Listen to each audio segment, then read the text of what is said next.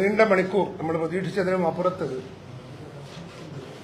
M P പറഞ്ഞതുപോലെ താഴെത്തട്ടിൽ അവഗണിക്കപ്പെട്ട സംഘടിതരല്ലാത്ത സാധാരണക്കാരന്റെ പ്രശ്നങ്ങളാണ് ഞങ്ങൾ ഈ മണിക്കൂറുകളോളം കേട്ടത്.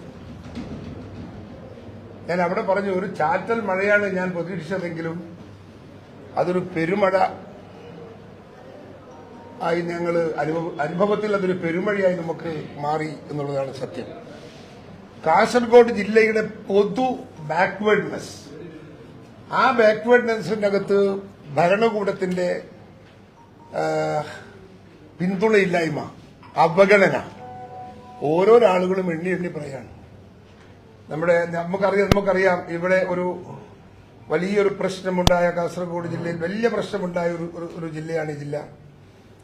എൻഡോസൾഫാൻ ഒരുപക്ഷെ നമുക്ക് ഇന്ത്യയിൽ കാസർഗോഡായിരിക്കും അതിന്റെ ഒരു ദുരന്തം അഭിമുഖീകരിക്കേണ്ടി വന്നത്. തലമുറ അതിന്റെ പ്രയാസങ്ങൾ വരികയാണ്. ഞങ്ങളൊക്കെ ട്രെയിനിൽ ചിലപ്പോൾ കുട്ടികളെ കാണാറുണ്ട്, തിരുവനന്തപുരത്തേക്കൊക്കെ പോകുമ്പോൾ കുട്ടികൾ അവരുടെയൊക്കെ ഒരു വികൃതമായ ശരീരവും ആകൃതിയും പ്രകൃതിയും കാണുമ്പോൾ മനസ്സിനകത്ത് വളരെ ദുഃഖമാണ്. അതിനോടൊരു സഹതാപപൂർവ്വം പെരുമാറാൻ ഒരു ഗവൺമെന്റ് തയ്യാറില്ല എന്നുള്ളതാണ് അവരുടെയൊക്കെ വാക്കുകളിൽ നിന്ന് വന്നിരിക്കുന്ന പരാതികൾ. ചികിത്സാ രംഗത്ത് ഈ ജില്ല ഏറ്റവും പിറകോട്ടാണ്. ഒരു മെഡിക്കൽ കോളേജ്, ഉമ്മൻചാണ്ടി കൊടുത്ത മെഡിക്കൽ കോളേജ്, അത് തൊട്ടു നോക്കാൻ പോലും ഇടതുപക്ഷ സർക്കാർ തയ്യാറായില്ല എന്ന് പറയുമ്പോൾ ഈ ജില്ലയോട് ആരോഗ്യ രംഗത്ത് ഒരു സർക്കാർ കാണിക്കുന്ന അവഗണനയോ നെറികെട്ട ഒരു നയോ അല്ലേ എന്ന് പറയാതിരിക്കാൻ നമുക്ക് നിർവാഹമുണ്ടോ? അതുപോലെ തന്നെ നമ്മളെ ടാറ്റന്റെ അല്ലേ 50 കോടി രൂപ ഇവിടെ ഒരു ആശുപത്രിക്ക് വേണ്ടി ടാറ്റ നീക്കി വെച്ചിട്ട് അതിന് തുടക്കം കുറിച്ചിട്ട് അതിന് ഒന്ന് കൊണ്ടുവരാനും അത് പൂർത്തീകരിക്കാൻ പോലും സംസ്ഥാന സർക്കാരിന്റെ ഖജനാവെന്ന് വേണ്ട, ടാറ്റയുടെ ഖജനാവെന്ന് വന്ന പൈസയാണ്. ആ പൈസ പോലും ഈ ജില്ലയുടെ ഒരു ഗുണകരമായ ഒരു നന്മയ്ക്ക് വേണ്ടി ഉപയോഗിക്കാൻ ഒരു താല്പര്യം കാണിക്കാത്ത ഒരു ഗവൺമെന്റാണ് സത്യത്തിൽ ഈ കേരളത്തിലുള്ളത് എന്നൊരു യാഥാർത്ഥ്യമാണ്. ഒരുപാട് ആളുകൾക്ക് പ്രശ്നങ്ങളുണ്ട്. അതിനകത്ത് കേട്ടിടത്തോളം നമുക്ക് ദുഃഖകരമായി പറയാവുന്ന ഒരുപാട് സംഭവങ്ങൾ, കണ്ണു നിറഞ്ഞ സംഭവങ്ങളൊക്കെയുണ്ട്. മത്സ്യത്തൊഴിലാളി യൂണിയൻ ആളുകൾ, കർഷകന്മാർ, നമ്മുടെ ഈ അടക്ക കർഷകന്മാരുടെ സംഘടനകൾ, അതുപോലെ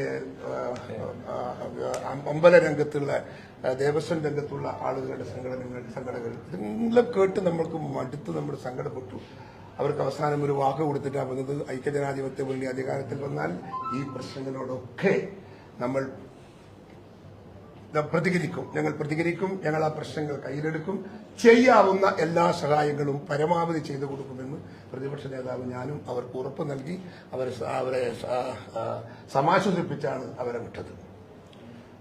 ഇതിവിടെ രണ്ട് വ്യത്യാസം നിങ്ങളിവിടെ കാണുന്നത്. ഞങ്ങളിവിടെ കണ്ടത് ചായ കുടിക്കാൻ വകയില്ലാത്ത പാവപ്പെട്ടവരുടെ സംഘടനകളെയും വ്യക്തികളുടെയും പ്രശ്നങ്ങളാണ്.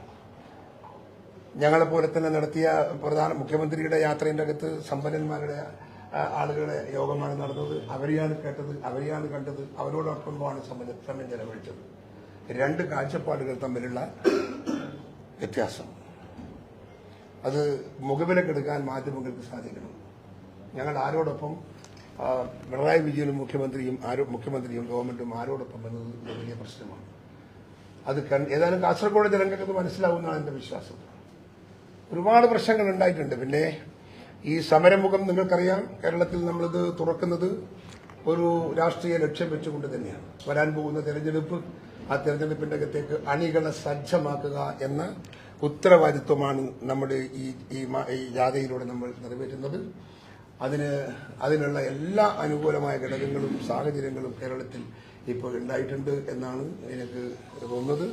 ഞങ്ങളുടെ ആ പ്രവർത്തനത്തിനൊക്കെ മാധ്യമ സുഹൃത്തുക്കളുടെ പിന്തുണ ഉണ്ടാവണമെന്നതാണ് എന്റെ അപേക്ഷ.